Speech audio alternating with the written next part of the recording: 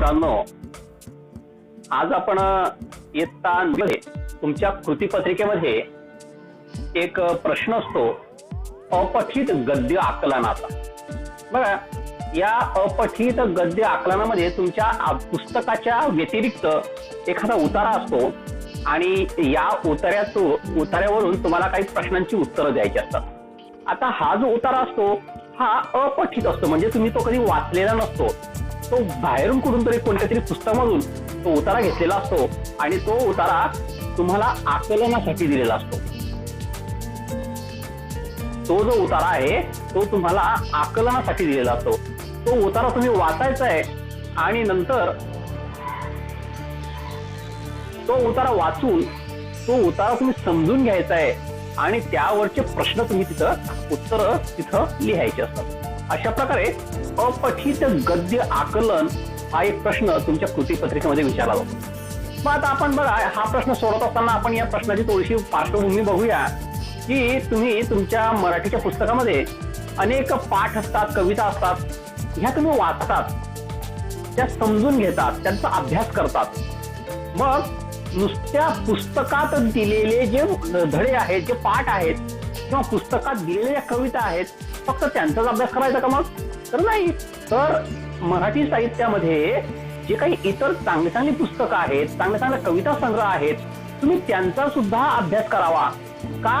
की जेणेकरून मराठीची जी भाषा समृद्धी आहे तो, किंवा यामुळे काय होईल, तुम्ही जर का इतर पुस्तकं जर वाचले तर काय होईल, तर तुमची जी भाषा आहे, तुम्ही जी भाषा बोलतात मराठी, ही भाषा अधिक तुम्ही चांगल्या रीतीने बोलणार, भाषा समृद्धी होईल.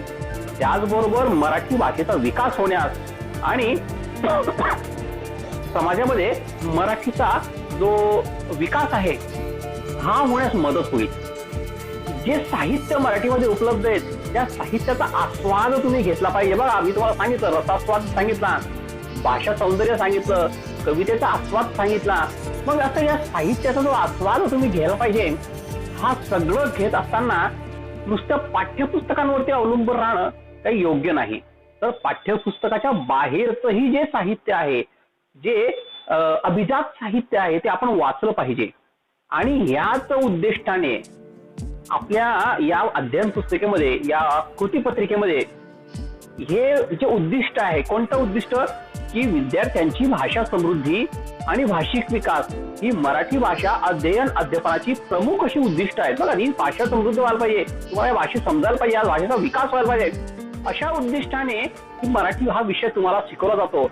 आणि म्हणून जर तुम्ही तुमच्या पाठ्यपुस्तकाचं, तुमच्या पुस्तकाचं जर का बारीक निरीक्षण केलं तर तुमच्या लक्षात येतं की या पुस्तकामध्ये जे पाठ दिलेले आहेत ते पाठ याच धर्तीवरती आधारित आहेत.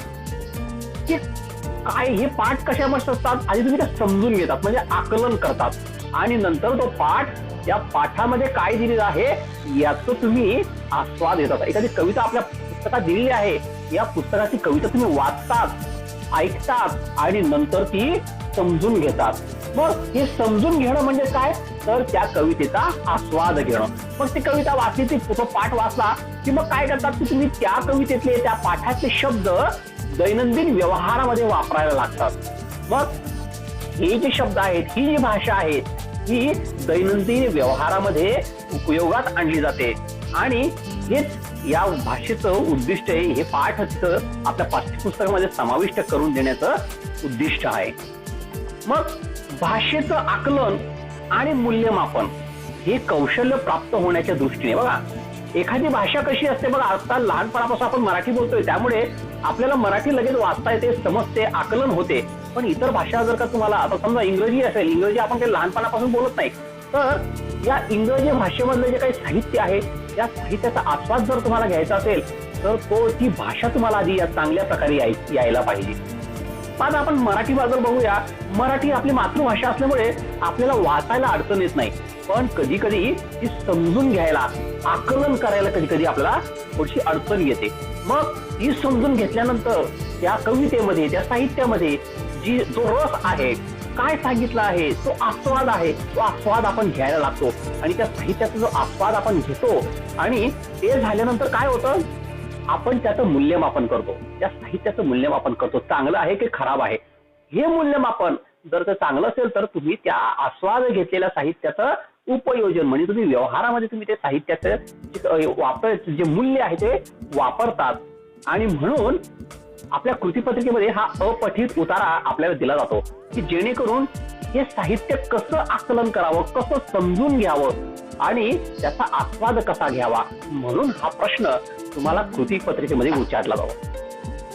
मग हा जो प्रश्न आहे हा तुम्ही स्वयं अध्ययनासाठी सुद्धा वापरू शकतात की हा जो स्वाध्याय आहे हा जो उतारा तुम्हाला दिला जातो हा तुम्ही स्वतः अभ्यास करायचा आहे. हे समजून कोणी देणार नाही.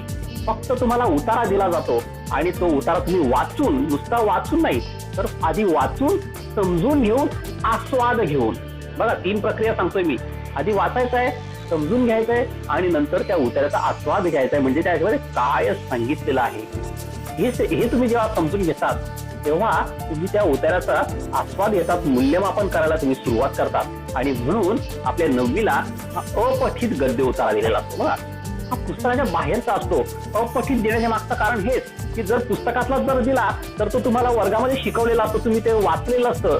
पण हा अपठित देण्याचा जो उद्देश आहे तो हाच आहे, तुम्ही एखाद्या अपठित भागाचं, एखाद्या साहित्याचं कशा प्रकारे आस्वाद घेऊ शकतात का, तुम्ही त्याचं कशा प्रकारे आकलन करतात, या सगळ्या गोष्टींचा विचार या आपल्या गद्य पाठामध्ये, गद्य उतार्यामध्ये दिलेला असतो. म्हणून हा प्रश्न तुम्हाला इथं समाविष्ट केलेला असतो. मग आता मी तुम्हाला एक उतारा वाचून दाखवतो, तुम्ही लक्षपूर्वक आधी ऐका. त्याचा पेज नंबर आहे 45 पेजवरती हा उतारा दिलेला आहे. हा उतारा आपण आधी ऐकूया आणि नंतर मग त्याच्यावरती आपण विवेचन करूया. बघा या उताराचं शीर्षक आहे अहंकार. अहंकार असे या उताराचं शीर्षक आहे. आपण उतारा सुरू करूया. आपले जीवन सुखी, समाधानी, यशस्वी असावं असे प्रत्येक माणसाला वाटत, पण तसे होत नाही. उलट सर्वत्र पाहिले असता दुःख मनभर आणि सुख कणभर असाच अनुभव येतो. पण असे का होते याचा विचार माणूस करत नाही. माणसाच्या जीवनात सर्व समस्या निर्माण होतात. त्याच्या मागे अहंकार राक्षस असून तोच सर्वसामान्यांना, सर्व समस्यांना कारणीभूत असतो. हा अहंकार डोळ्यांनी दिसत नाही, तो स्वतः जवळ आहे हेही कळत नाही. कारण तो सूक्ष्म स्वरूपात असतो आणि स्थूल स्वरूपातही असतो. जोपर्यंत माणसाच्या ठिकाणी अहंकार आहे तोपर्यंत त्याला ज्ञान प्राप्त होणे कठीण व समाधान मिळणे त्याहूनही कठीण. म्हणजे माणसाचा अहंकाराचा फुगा कळत नकळत फुगवतच असतात. अज्ञानाला आलेला आकार म्हणजेच अहंकार. या अहंकाराचा नाश झाल्याशिवाय माणसाला सत्याचा व सुखाचा साक्षात्कार होणे शक्य नाही.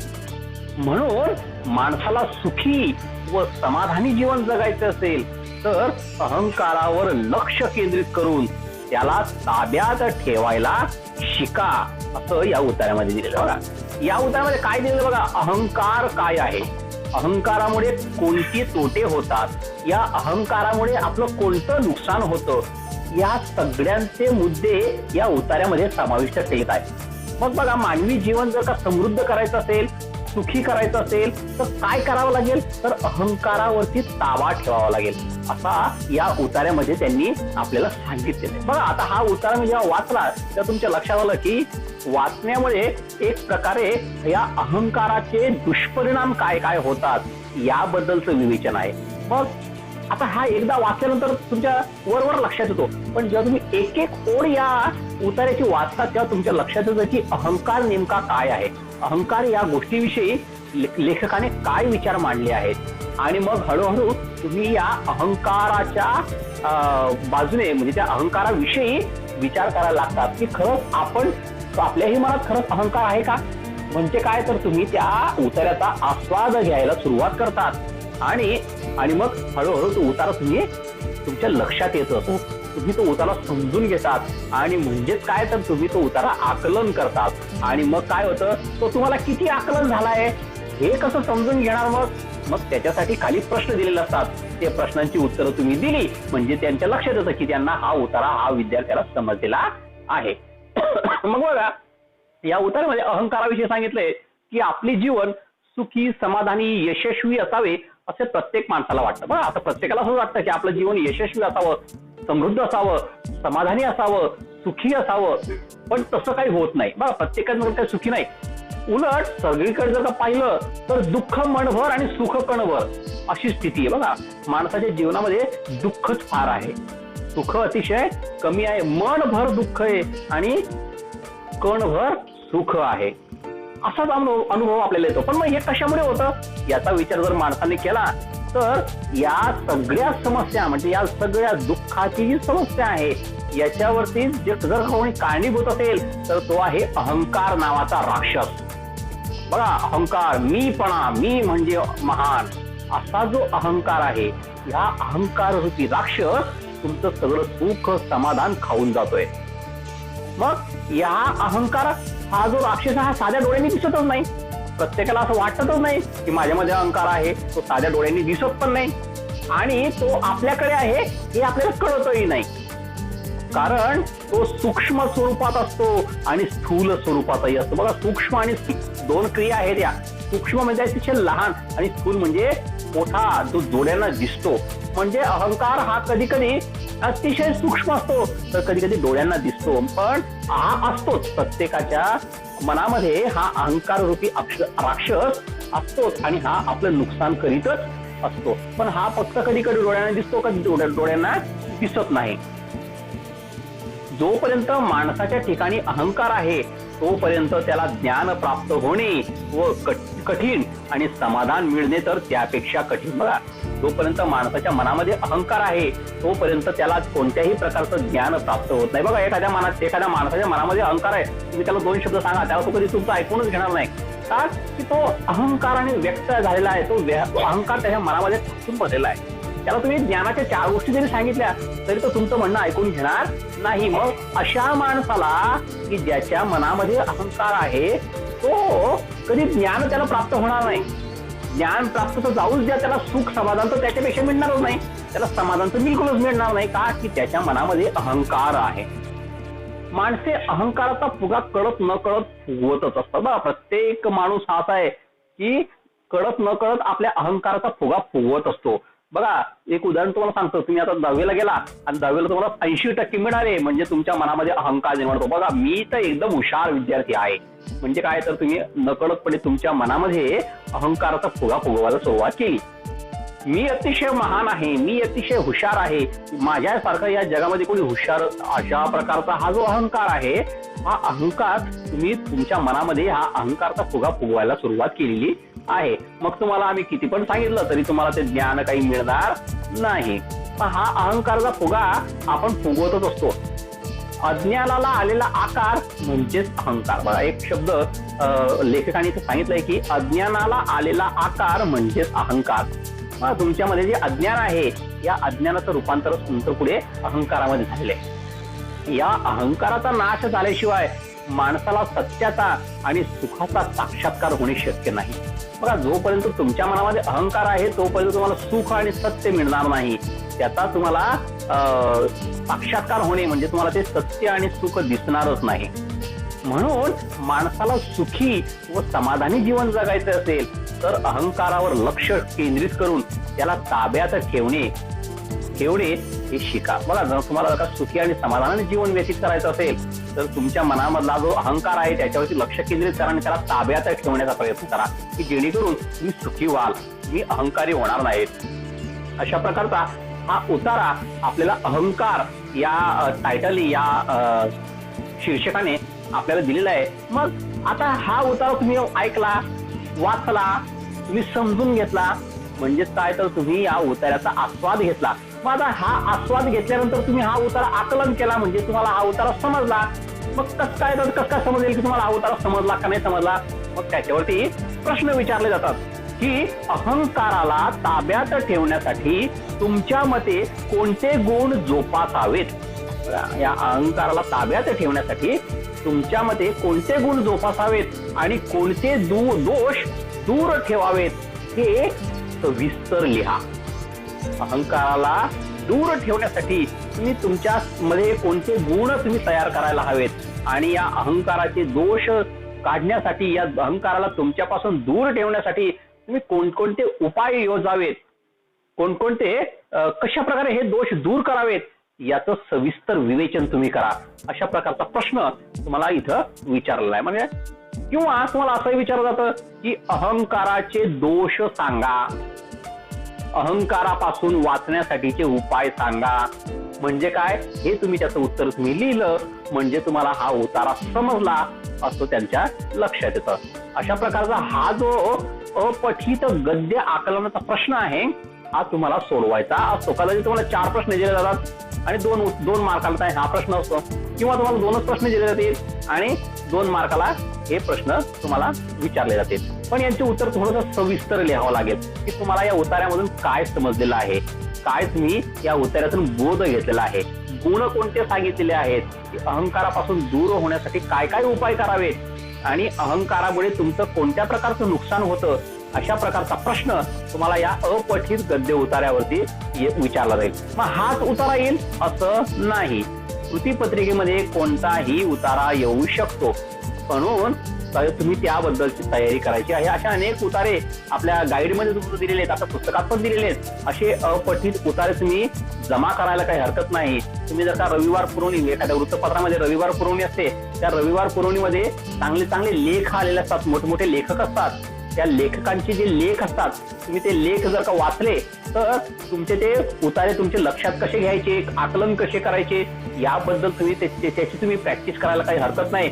रविवारच्या पुरवणीमध्ये खूप छान छान लेखन आलेलं असतं, ते तुम्ही वर्तमानपत्रातून त्या पुरवण्यांमधून ते असे छोटे छोटे लेख तुम्ही जमा करू शकतात, जेणेकरून त्याच्यावर तुम्ही प्रॅक्टिस करा की एखादा लेख आला समजा तर त्याचं आकलन कसं करायचं, गद्य आकलन कसं करायचं, त्याचे प्रश्न कसे सोडवायचे हे तुम्ही स्वतः त्याचं कलेक्शन तुम्ही एका कागदावरती एक वहीमध्ये ते सगळे छोटे छोटे लेख जमा करून कापून चिपकवू शकतात आणि ते तुम्ही अभ्यासासाठी ठेवू शकतात. मग ते लेखन त्या पुरवणी सांगितलं, वर्तमानपत्र तुमच्याकडे येतं किंवा एखादं मासिक असतं, त्या मासिकामध्ये काही प्रसिद्ध लेखकांनी काही लेख दिलेले असतात, त्याचंही तुम्ही कलेक्शन करू शकतात. किंवा तुमच्याकडे जर का वाचनालय असेल तर पुस्तकातून काही जे उतारे असतात ते उतारे तुम्ही पाठ करू शकतात, वाचू शकतात, जेणेकरून तुमचा हा जो अपठित गद्य आकलनाचा प्रश्न आहे हा प्रश्न तुमचा तयार होऊन जाईल. तर अशा प्रकारे आज आपण अपठित गद्य आकलन हा प्रश्न कसा सोडवायचा याबद्दलचं मार्गदर्शन पाहिलेलं आहे. याबद्दल तुमच्या जर काही शंका असतील तर तुम्ही मला व्हॉट्सअपवर तुम्ही मला विचारू शकतात. आज याबरोबरच आज आपण इथंच थांबूया आणि पुन्हा भेटूयात एका नवीन मुद्द्यांविषयी चर्चा करण्यासाठी. तोपर्यंत थांबूया. जय हिंद.